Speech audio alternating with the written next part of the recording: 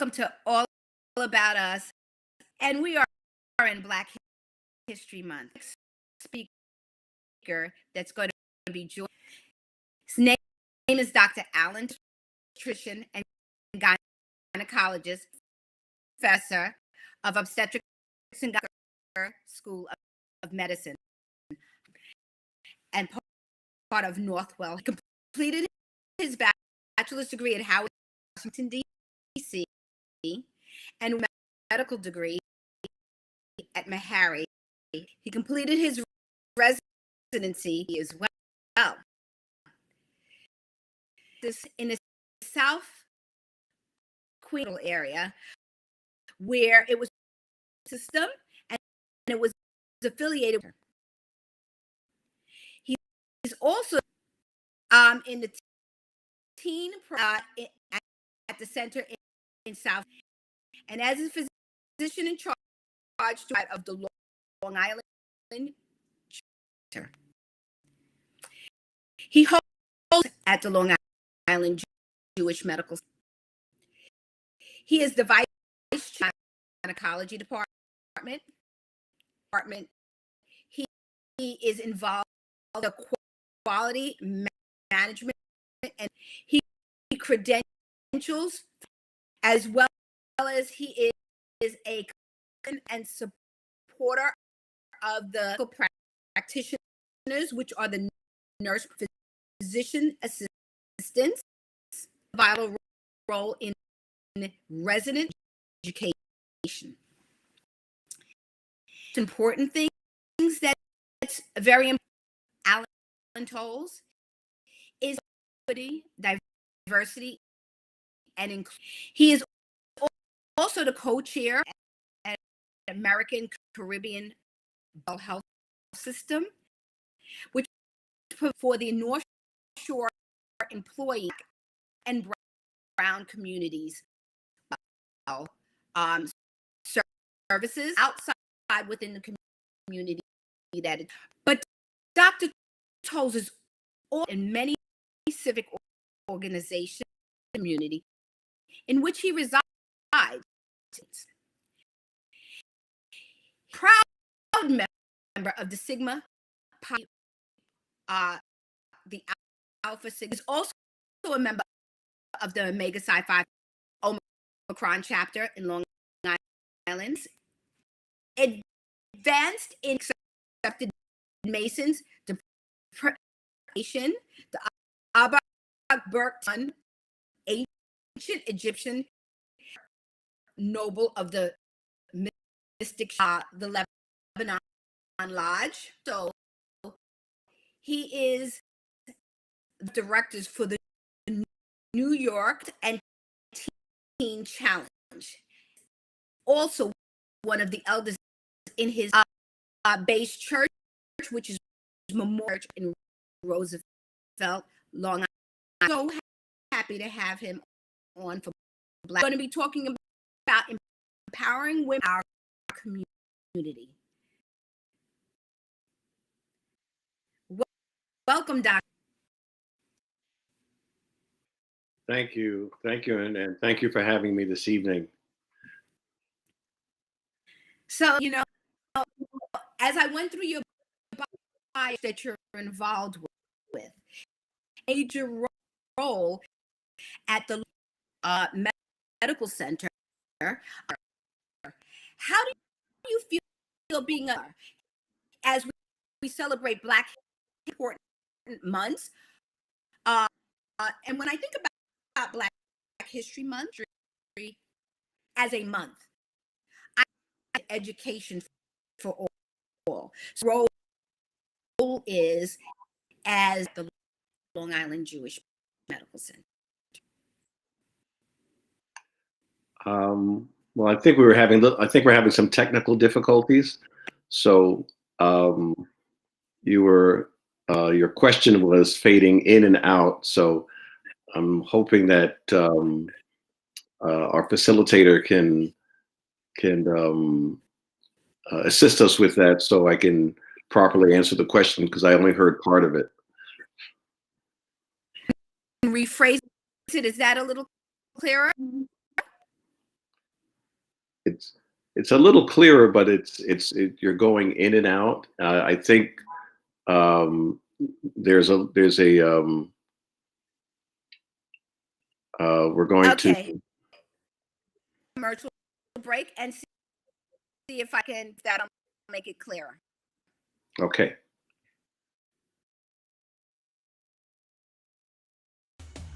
Hello, this is Najesti from Butter Me Essentials Natural Hair and Body Company. We are located in Brooklyn, New York. We are a family-owned company, which is run by my husband Vaden and I. Do you have hair that is hard to manage? Having trouble with hair growth? Is your skin always dry? No problem. Butter Me Essentials is here with the solution. We specialize in hair butters, pomades, hair elixirs, shampoos, conditioners, luxury soaps, body butters, lotion bars, perfumes, scrubs, and so much more. All of our products is made with natural and organic ingredients such as shea butter, cocoa butter, mango butter, Jamaican black castor oil, avocado oil, Oregon oil, and essential oils. There is no sulfates, petroleum, mineral oils, or parabens, just all natural goodness.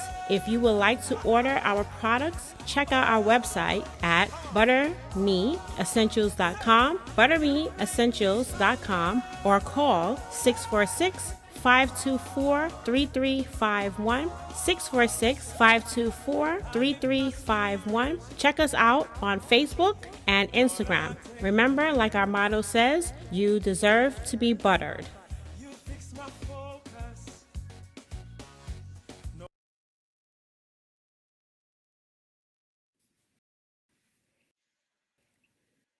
Hi, Tess.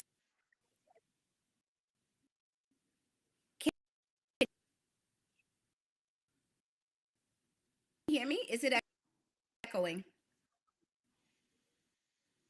Hello? Hi, Dr. Yeah, I'm still just hearing bits and pieces of what you're saying. Hey, I see you talking. I see you talking. It's not coming. The Pillow Throw and Tuck. It's handmade by myself, and you only can get it here, and it's patent, and it's only here at Rococo Design. It's like a regular pillow, or you can take the blanket out like so, fluff up the pillow, open up your blanket, wrap it around yourself, and then you can lay on your sofa and relax with your Pillow Throw and Tuck. When you're done with it, just flip it over.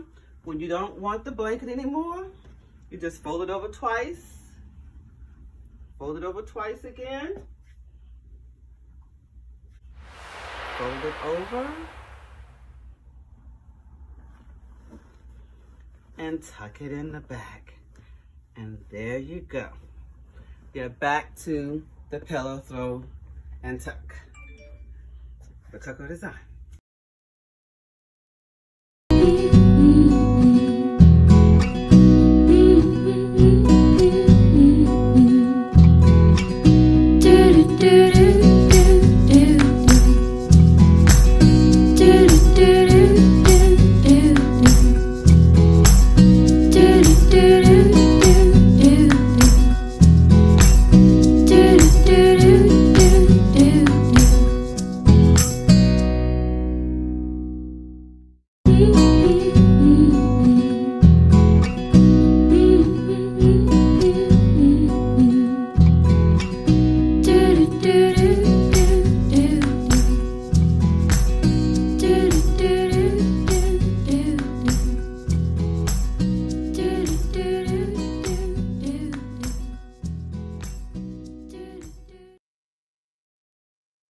You're listening to All About Us Radio.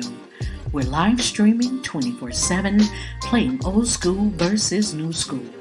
Follow us on Facebook, Twitter, Instagram, at AAU Media, and visit our website, www.aaumedia.com. Call us at 1-833-369-1444, extension 1, and leave us an inspirational message or request. You're listening to All About Us Radio. You're listening. Hi, is that any clearer? Yes. Yes. Okay, I'm gonna hold it, and we're going to use the phone as the media. Okay, so Dr. Tolio visual and what happened, but I said as the vice chair, serve at the Long Island Jewish Medical Center. How do you feel being Black History Month, and it's such an important month? However, I see Black history as because we are the fabric that is woven into America. So how do you feel, chair, the vice chair over at LIJ, being a person? Well, I think it's significant in that, given the population that we serve, being a significant portion Black and brown, coming from the Southeast Queens and Western Nassau community, I think it's important that that they're able to relate to someone who looks like them and is of their culture and is in a position of authority at the institution where they're receiving care. So I thought it was very, it was showing foresight in our former chairman to elect me to this position as vice chairman, not only because of a concern for equity or inclusion, but just out of a concern for someone who was competent and capable of doing the job, who just so happened to be an African American. But with that being said, being an African American and being qualified and competent to carry out the duties administratively and clinically required of a vice chairman is important, and it's a representation to those who are receiving care at our institution and those who actually provide care at our institution, that they see that they have adequate representation at the higher level in our service line and at our hospital, in particular in our department. Very good. Tolls, if you could make change for women of color, for working moms, and just women in general, how do you think we can go about to increase better care for Black? Well, I think it's about access, and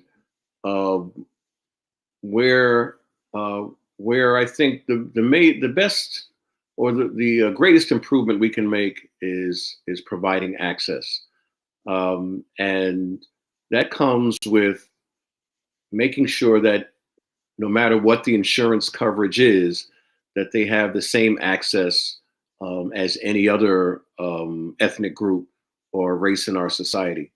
And that comes from having universal health care. So once that, I think, becomes the law, it is the law of the land, but once it becomes expanded throughout our communities and there are centers where they can receive access to care, then I think the overall health of minority women and Black women in general will be improved. Unless you have access, unless you have the same reach as those of the predominant or the majority race, then you're going to continue to see disparities in outcomes. But if you have equal access, equal exposure, and as a result of that, equal treatment, then I think you'll see a leveling of the playing field and an improvement in the overall health care of minority women and Black women in particular. So one of the things you mentioned, Dr. Tolles, was universal health care. Audience, what you mean by universal health care? Universal health care is health care that allows anyone of any particular group and any particular socioeconomic echelon or status to be able to receive the same care throughout our healthcare system. The United States has the most advanced healthcare available in the Western world. But unfortunately, that care is not equally available to all of our citizens. And it's based primarily on capitalism and insurance and the ability to pay. But healthcare is really a right. It's not a privilege, it's a right. And it should be available regardless of your ability to pay. And I think once that realization comes to bear, then I think we'll see the disparities that we currently are experiencing gradually disappear. So to question a little, how do we get out Black women in our community, our Black and brown women, get access to care? How do we encourage, find a potential location, whether it be a clinic, a urgent care, so that they can get into a system and possibly get to care? Well, we have to bring the care to them. There are various socioeconomic factors that minimize mobility and the ability to access care at certain locations. So at the major medical centers, they really should be focusing on extending their networks out into these communities with brick and mortar, with qualified physicians, to bring the care to where it's most needed in the economically disadvantaged communities and the marginalized communities where heretofore they have not received the proper health care. So I think what we're trying to do in Northwell is establish centers where patients can have access to top-notch premier healthcare right within their own communities. And I think once that's done, once that effort is made, and once those once those prospects are put into motion and actualized, then you'll see a difference in outcomes. But I think we really need to go where the people are and establish centers in those communities with qualified physicians to provide the care there.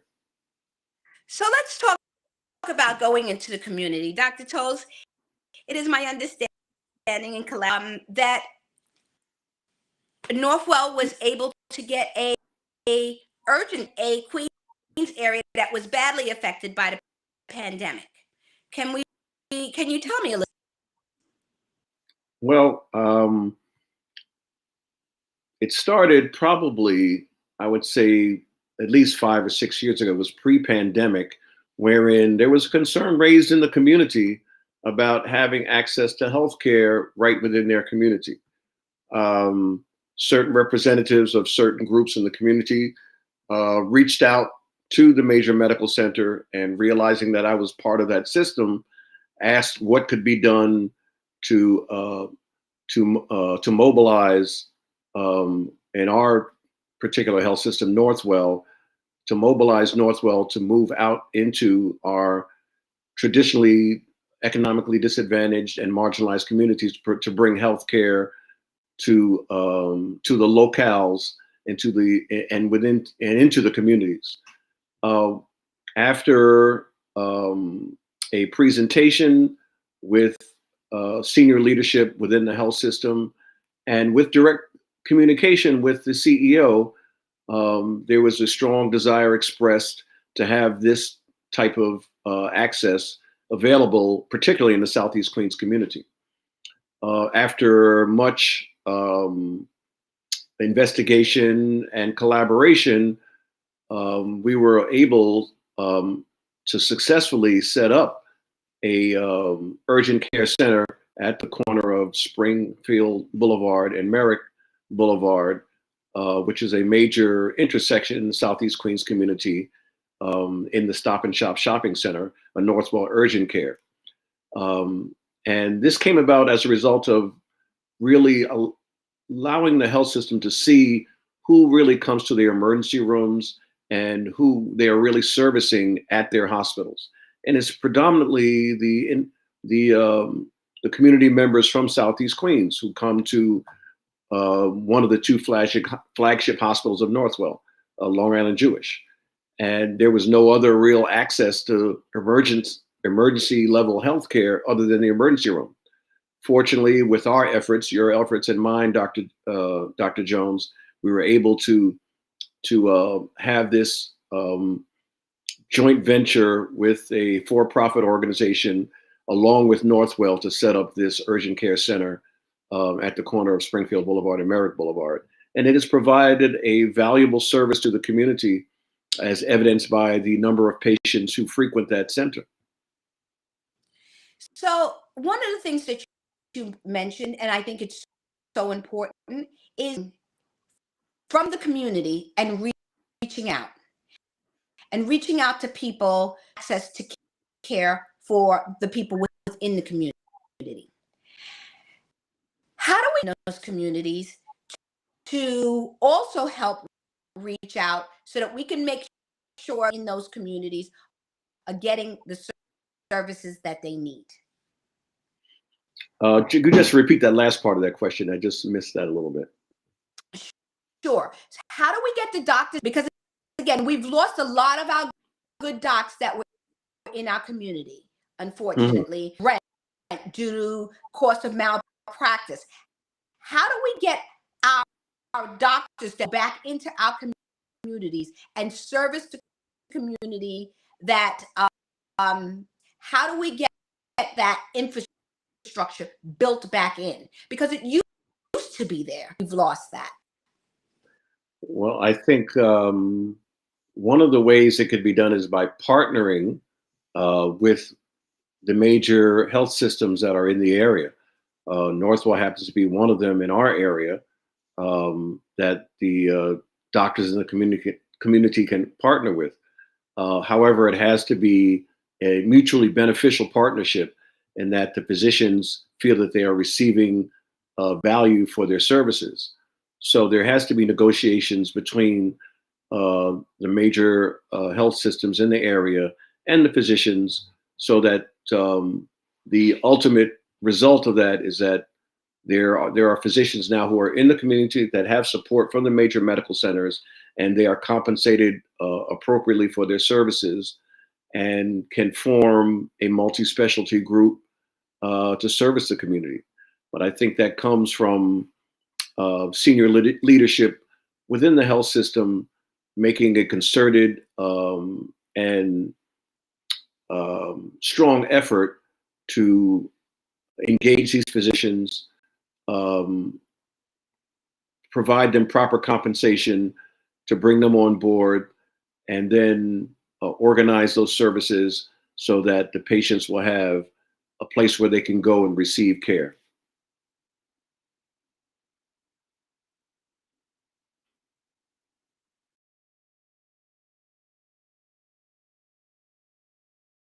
You're listening to All About Us Radio. We're live streaming 24/7, playing old school versus new school. Follow us on Facebook, Twitter, Instagram at AAU Media, and visit our website www.aaumedia.com. Call us at 1-833-369-1444, extension 1, and leave us an inspirational message or request. You're listening to All About Us Radio. You're listening to All About Us Radio. We're live streaming 24/7, playing old school versus new school. Follow us on Facebook, Twitter, Instagram at AAU Media, and visit our website www.aaumedia.com. Call us at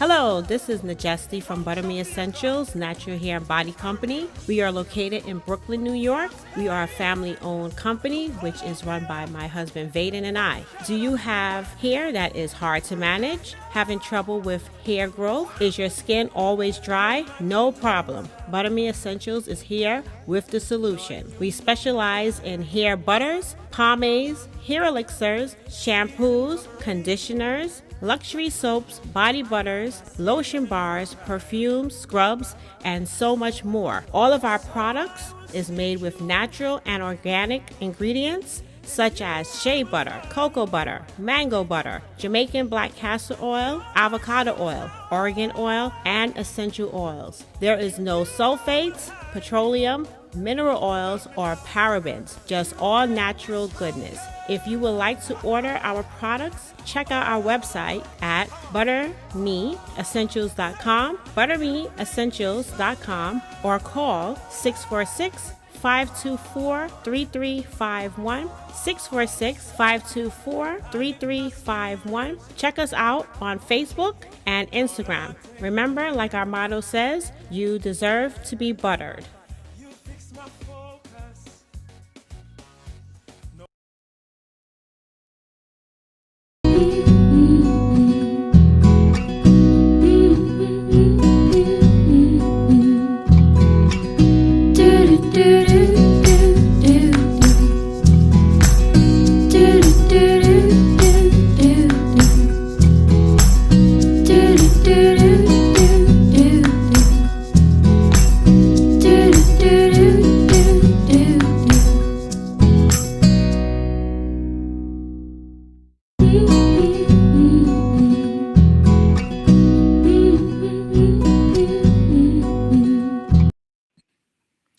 Dr. Tolles, I'm so sorry. I don't know how we got cut off. I could hear you, but you couldn't hear me.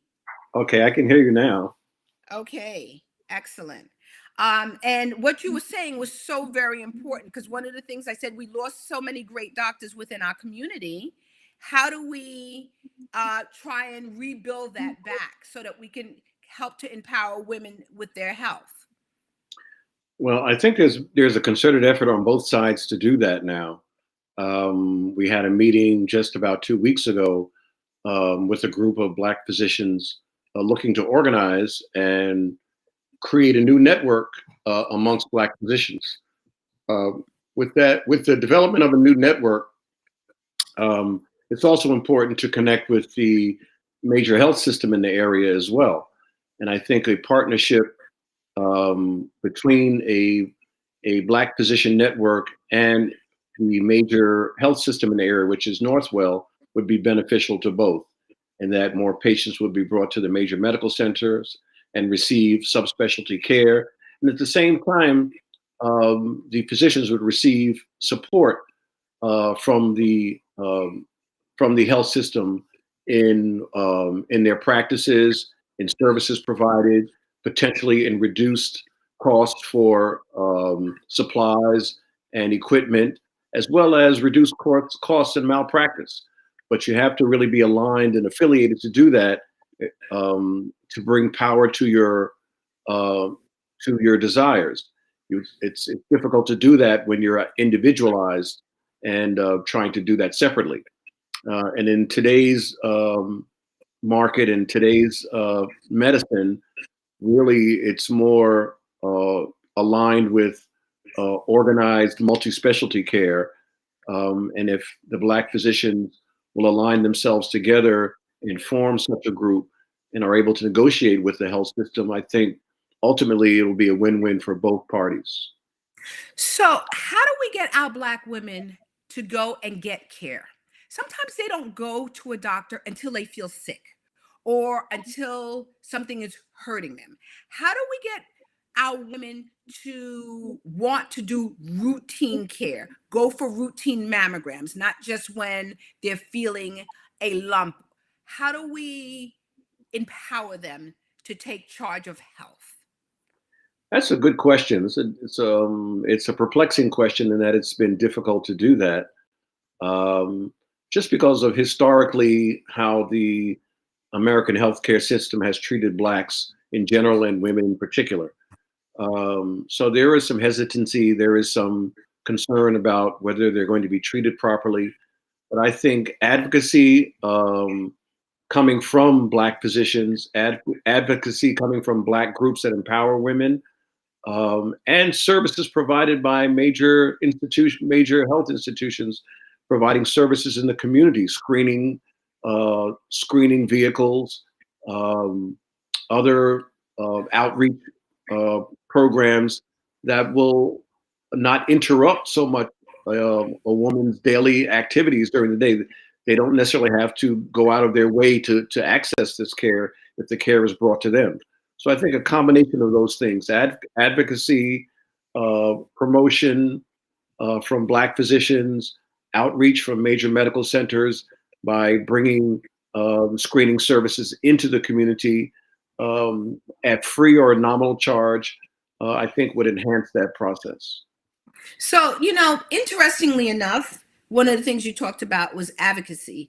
How do we start educating our younger patients, maybe from, I don't know, elementary through middle school, through high school, to start taking charge of their health and bettering their health so that as they get older, we can maintain a healthy overall physical body? I think that probably comes from that would probably be developed from going into the communities, going into the schools, health fairs, health programs provided in communities of faith, basically outreach into the areas where you will find youth and you will find community members. And they tend to congregate around communities of faith, churches, etc., community centers that provide services, organizations that are out in the community already, Divine Nine organizations, other social and public service organizations that are available in the community, chambers of commerce, and several other agencies that regularly provide other services, housing, finance, etc., to the community, can also provide healthcare information to the community, which will hopefully empower younger people to seek care earlier and be more proactive about their health earlier in their lives. And that's why All About Us Radio is also important, because one of the things we try and do is empower our women and give them the information that they need to access care and to, help not only with just physical care, but also mental health care. And I think for Black women, one of the things that we tend to shy away from is mental health care.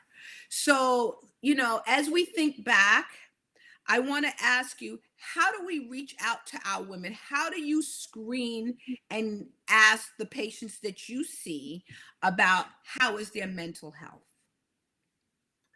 Well, in my particular practice, we do have tools that allow for women to freely express, either through electronic means or through written means, where they are emotionally in their lives about.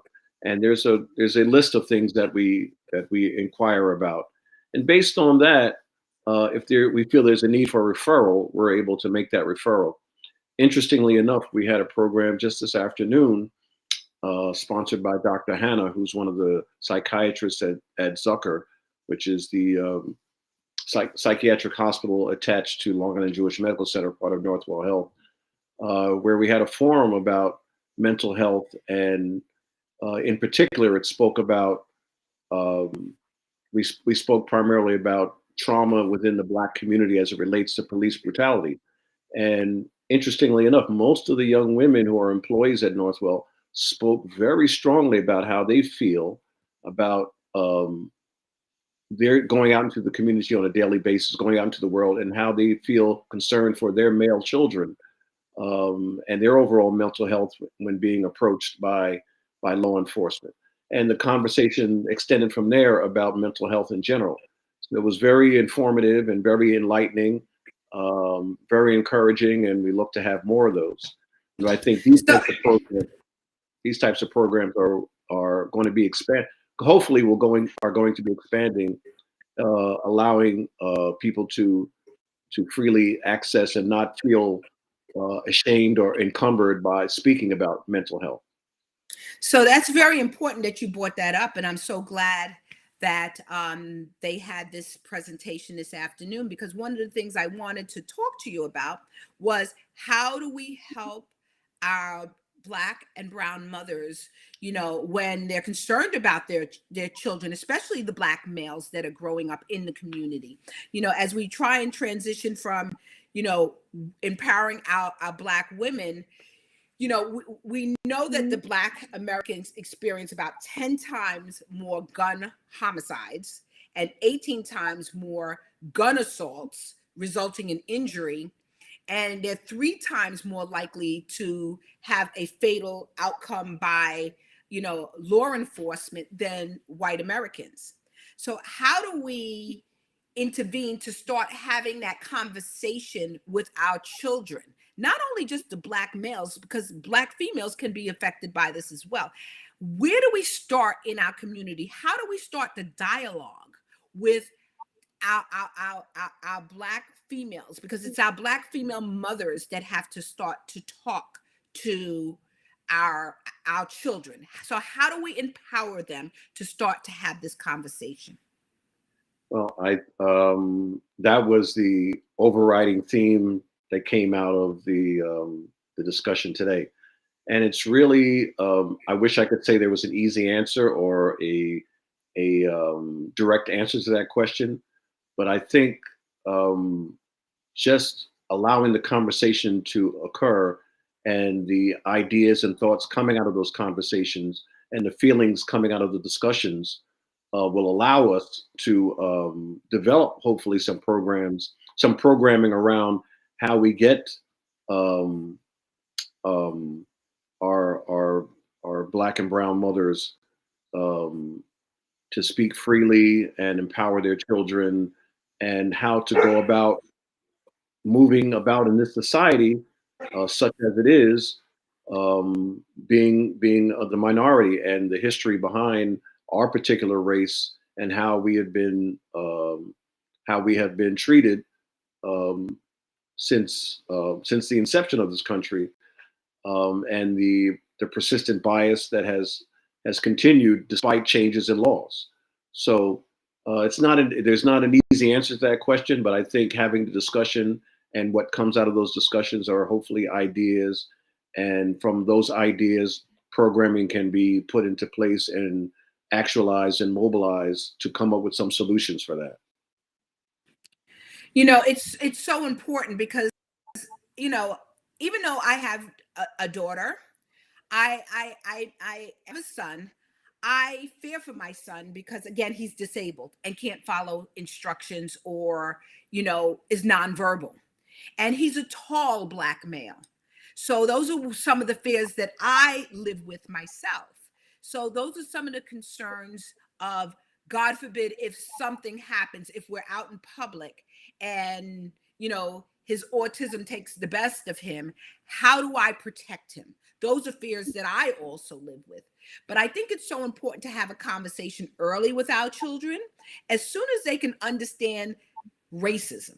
And I think that starts, I would say, elementary school, so that they are not afraid to understand that they're going to be faced with people who may have different opinions, or that see them very differently.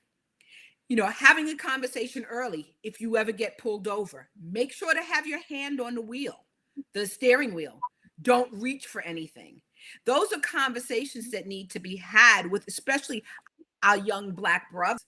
But why do we have to have this conversation? Because I know I have a lot of white friends, and they're not having this conversation with their white sons.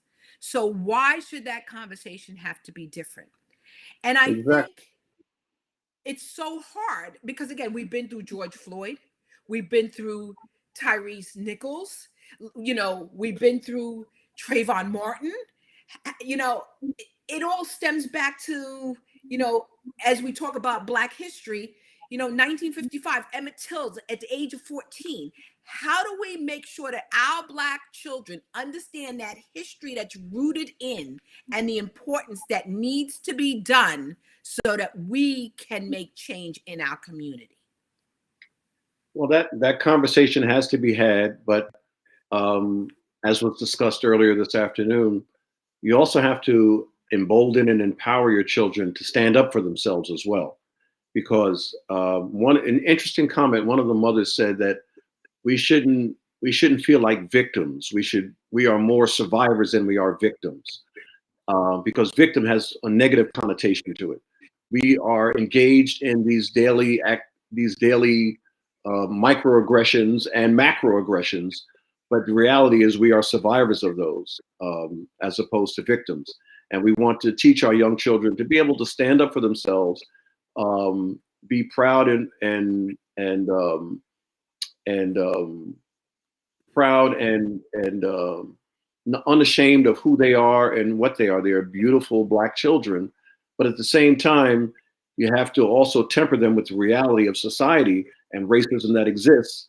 And in particular, as it relates to law enforcement, still you have to be, and it's not so much whether it's white or Black. There are Black law enforcement officers who have issues as well, because what they are doing is they're supporting a system in place. So it's not so much skin color, it's about system of authority. And that takes place, unfortunately, within officers, some officers, not all officers. There are some very good law enforcement officers out there, but there are some Black, white, and other colors who are enforcing an overseer type of system that sort of came out of slavery, wherein there has to be enforcement and exactment of power over other individuals, and that can be carried out to an extreme sometimes, which results in death. So you have to temper your empowerment of your children with discernment in situations to let them know when to be forthright and forceful and upfront, and when to temper their pride in situations wherein there's an uncomfortable situation and there's some ignorance on the other person's behalf, if it happens to be law enforcement. So I think you've touched on a key point, and that's one thing about this podcast. How do we empower our women to help grow and nurture their children? And, it's that fine line and that fine balance that they have to tend to walk. And there are times, like you said, we need to be strong because we have survived slavery. And this is important. We need to get Black history taught and reintroduced back in to the educational curriculum, and not only being taught within the schools, but we as parents have to teach our children how important it is to be Black and to stand up and be proud Black Americans. And that's the most important part. It's empowering ourselves so that we can empower our children, so that we can stand on the ground that we were brought here to work and till on, and say, we are the fabric that makes America. And I think you really hit on some very key points here of how we can empower our Black women to empower our children. Absolutely. Absolutely. So when we think about this, has been going on for decades, the surveillance, the policing, the mass, criminalization, the deportation, people who are being incarcerated, inappropriately. How do we go about governing and making change within our community settings? How do we encourage people to be active parts and go out and sit at some of the civic meetings? How can people get involved?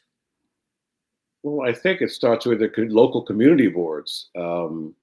and vice versa. The community boards need to go out and actively engage the community, as opposed to just announcing that there's going to be a meeting and hoping that some people will show up. They need to go into the communities where people tend to congregate. Again, communities of faith, civic centers, chambers of commerce, just women's groups. There are a lot of women's groups who meet regularly. I know out on Long Island, there are quite, there's the Jack and Jill group that meets. There's the Mothers Club out in Suffolk County that meets. There are several small groups of women, Black women, who get together to empower their children and to empower their communities. The sororities as well. The Divine Nine sororities, the Zetas, the AKs, the Deltas, the Sigma Gamma Rhos. These are places where change begins and outreach begins. And I think this is where we get our community involved in these several groups that exist within our communities. Outreach happens, and programs are offered, and you go into the schools and after school programs and weekend programs and tutoring and mentoring programs. Anywhere you can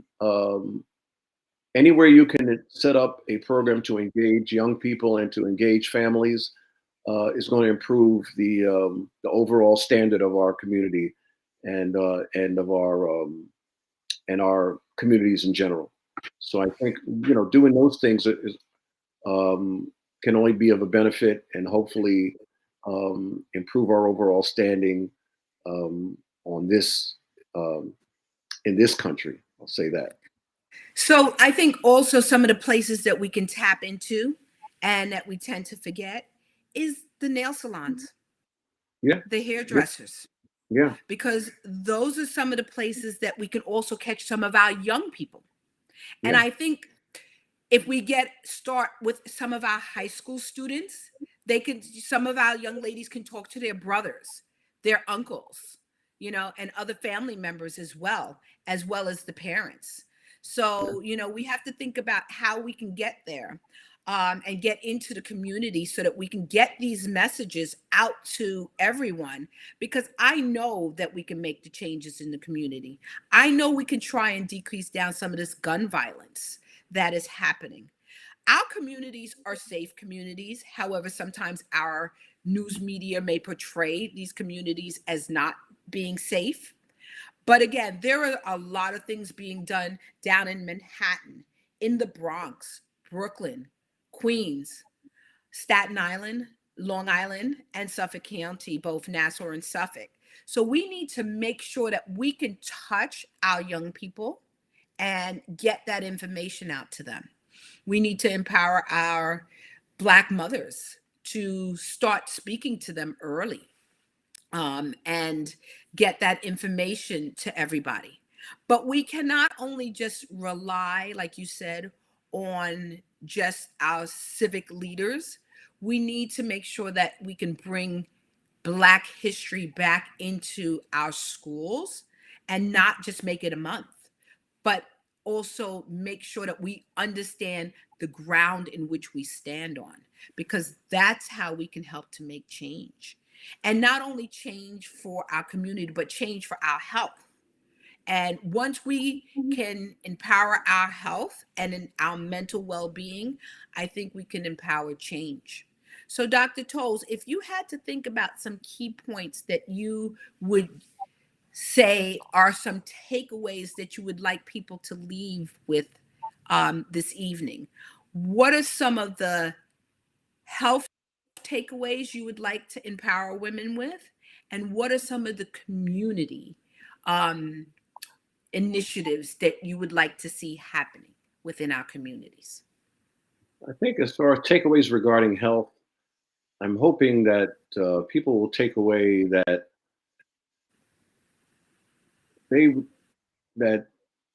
there is active movement within major health systems in our area, as well as amongst our Black healthcare providers, to expand access to services. So I would like people to take away that if they're looking for health services, they should really look within their communities because the doctors are there.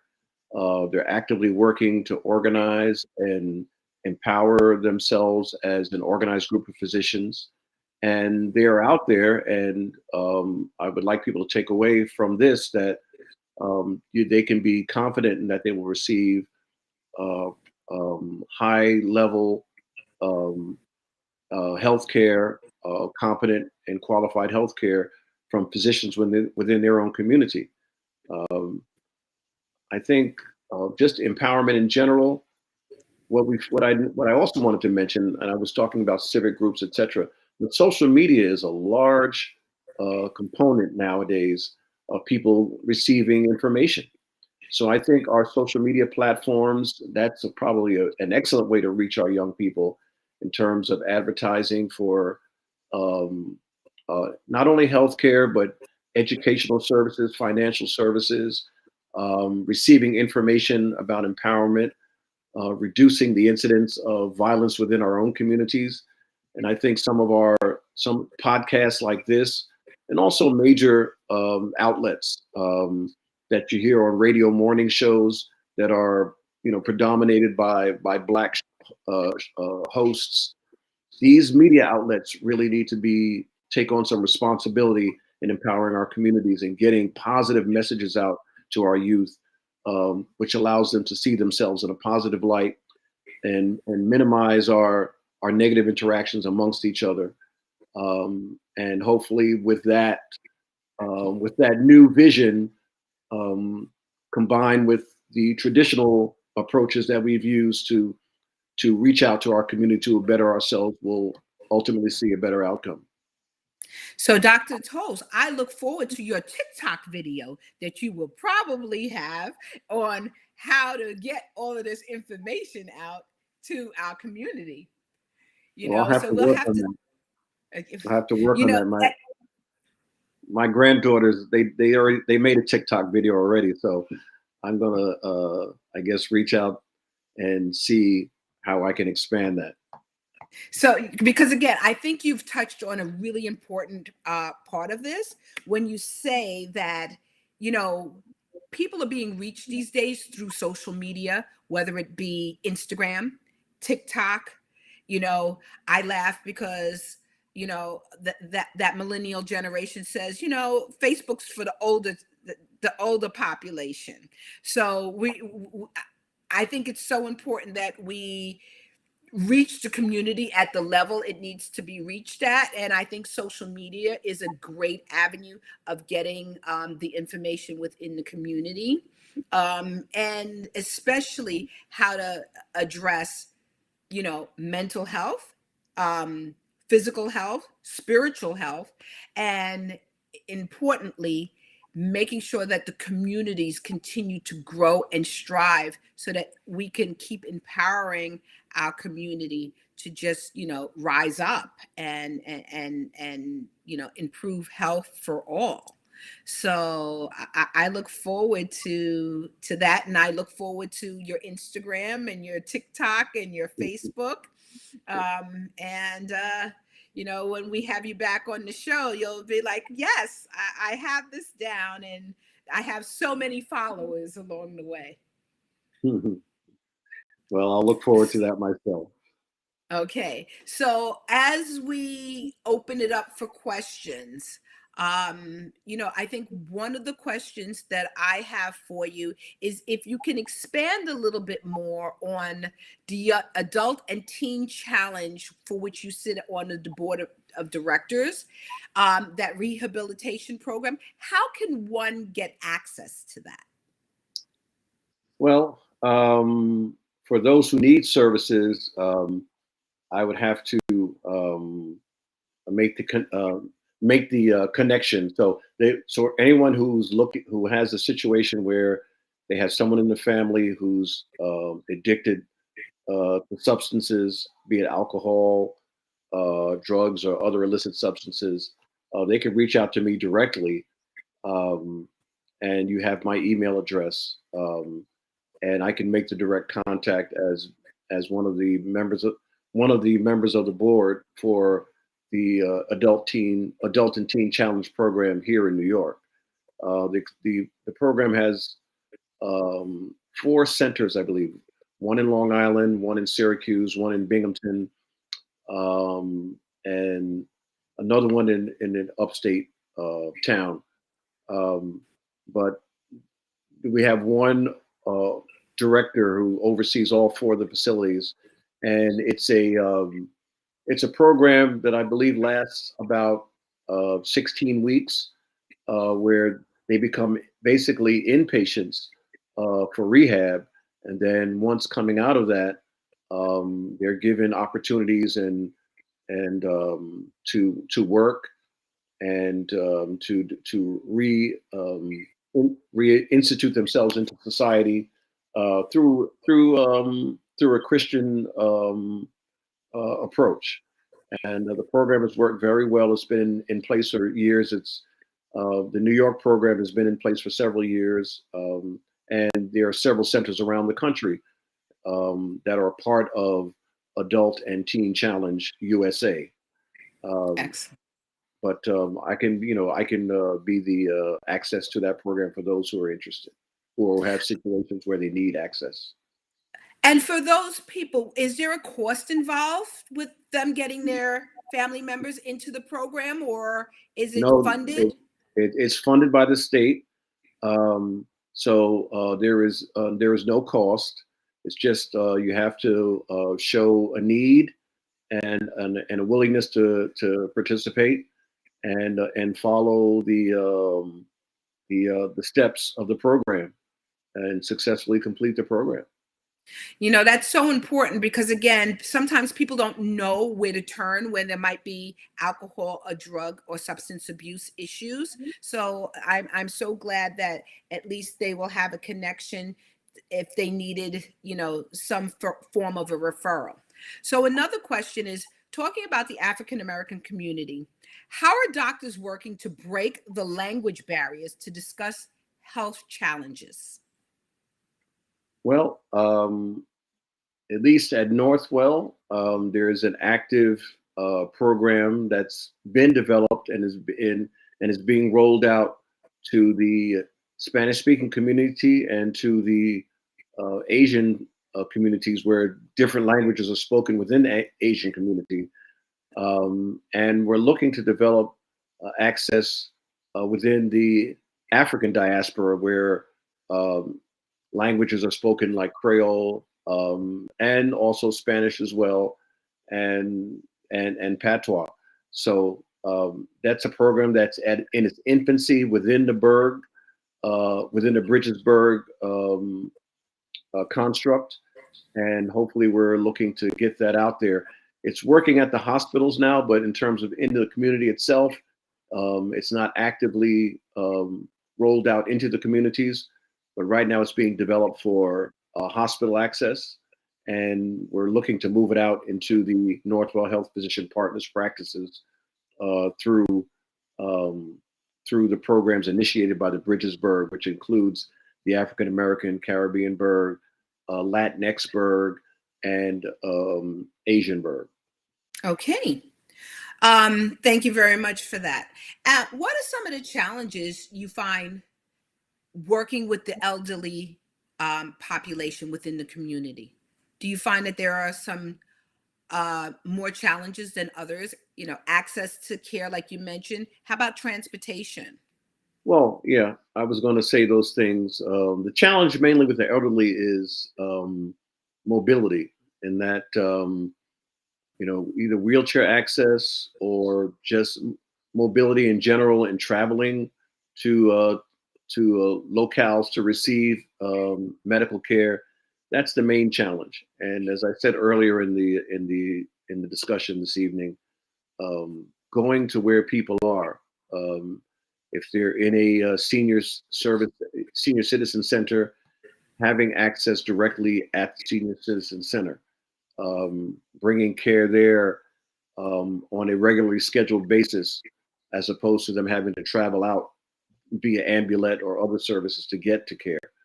So I think access and transportation are the main challenges there, where that need to be addressed in the form of bringing care directly to where they are. So, do you know of any mobile outreach access to care for patients within the community? I know they have mammography vans. I do know that Northwell does not have a mammography van as of yet. It is in the works. But how about other mammography vans that may be able to go within to the community? Are you aware of any that we might be able to put into the chat for patients? Well, the New York City Health and Hospitals Corporation does have uh, mobile vans that provide services. I know they've had it for COVID, um, and they have mobile mammography units as well. So in our area, that would be Queens Hospital Center, which is the Health and Hospitals Corporation hospital in our area, and they have them in other boroughs. Outside of the boroughs, unfortunately, I'm not aware of any. Okay. Maybe that's something that, for Long Island, Nassau, and Suffolk, we can also touch upon and see how we can get that into the community. Because again, we have to, like you said, bring care to the patients, especially the elderly and the mentally challenged. That's one thing we didn't touch upon, and I know we're almost running out of time, but because we did have some audio technical difficulty, I'm just going to stay on for a little bit. How do we reach that vulnerable population that have mental health challenges or other disabilities like schizophrenia, autism, that people are not comfortable bringing them into a hospital-based center, except for if they're in a crisis? Yeah, that's a question, unfortunately, that I don't think anyone has a good answer for. In that there's such a paucity of psychiatric professionals. Um, the doctor who moderated the session this afternoon, she mentioned at the outset that there are only 3% of all psychiatric professionals are of African American or African Caribbean descent. So you're talking about 97% of the providers are people who are not of our culture or of our race, um, and consequently are not in our communities. So I think that, and that's a long-term project where you really have to see where we are at our medical schools and who are we encouraging to go into these fields to provide this type of care. Unfortunately, it's a big struggle. And when you talk about the students and the medical students going into these careers, it's so unfortunate because of the student loans that they end up having to take out to complete medical school and to make the achievements. These areas that we really need them in are not high paying areas, so they're so limited for our people, and I feel so bad for them. So when I find those students that want to go into psychiatry or want to go into internal medicine, I'm really excited to see that. So back in the day when we were growing up, they used to have those doctors like Marcus Welby that used to make house calls. Do any of our hospital centers like Northwell, NYU, New York Presby, do any of these systems have people going in? I know HHC used to have people going into the communities and into some of the NYCHA buildings, or so do any of the other facilities, are you aware, have any access for home care? Um, the only home care access that I'm aware of is what we provide for patients um, who are post delivery. I mean, we're probably one of the few service lines that provide care in the home post delivery of a newborn. But in other specialties, I'm really not aware of the traditional house call that used to go on amongst pediatricians, amongst internists in years gone by. So, and I think even pre-pandemic, that had already gone by the wayside. Will it come back at any point? That's going to be a pretty hard sell. And just the way modern medicine is now, and with managed care, that's a huge hurdle. So outside of post obstetrical care, where we do have our moms program and other programs that look to provide services post delivery in the home or either through telehealth. That's about where we are at this point.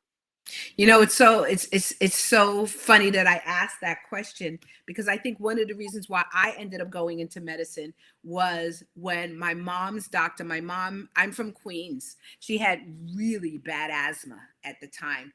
And Dr. Scateri came to our house one night when she was in status asthmaticus and provided care for her. And I remember being that young kid saying, I want to be like him. I want to be like him. And it wasn't somebody of color, but it was somebody who came into the Black neighborhood and actually cared for somebody. So I'm hoping that we can maybe have telemedicine be that person coming in to care, because again, since we have so much new technology, maybe that might be an avenue that we could look into to see if we could provide care for those people who may not have access to getting care. Yeah. I think telemedicine will be probably, if there's going to be any in-home care, it will be through telemedicine. And I think that'll probably be the future of any in-home care that's being provided. It'll be virtual and through video access or through telephone access. All right. Let me see if there's any other questions that we have in the chat from our audience. All right. I know we did go a little over time. I do apologize for this evening's technical difficulty. However, I think this was an amazing show. And like I said, Black History Month is not just a month. It is an ongoing infrastructure that we need to continue to make sure that everybody is aware that we stand on the ground, that we were brought here many years ago. And we will continue to make the changes that are needed to empower our women and to empower our youth and to empower our future. So Dr. Tolles, I thank you again for a lovely evening of your knowledge that you shared with us, and the role that you serve within the Long Island Jewish health system as the vice chair for obstetrics and gynecology, and for what you're also doing in the Southeast Queens area, as well as in the Long Island area. Thank you again. Well, thank you for having me. And hopefully we will reach that utopia that is like Wakanda. Again, thanks again. You're welcome.